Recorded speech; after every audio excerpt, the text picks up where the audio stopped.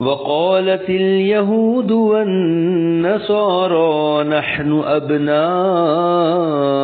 الله وأحباؤه قل فلم يعذبكم بذنوبكم بل أنتم بشر ممن خلق يغفر لمن يشاء ويعذب من يشاء ولله ملك السماوات والأرض وما بينهما وإليه المصير۔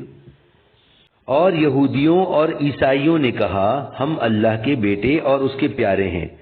اے حبیب صلی اللہ علیہ وآلہ وسلم تم فرما دو اگر ایسا ہے تو پھر وہ تمہیں تمہارے گناہوں پر عذاب کیوں دیتا ہے، بلکہ تم بھی اس کی مخلوق میں سے عام آدمی ہو۔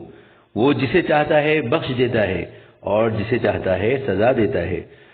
اور آسمانوں اور زمین اور جو کچھ اس کے درمیان ہے سب کی سلطنت اللہ ہی کے لیے ہے اور اسی کی طرف پھرنا ہے۔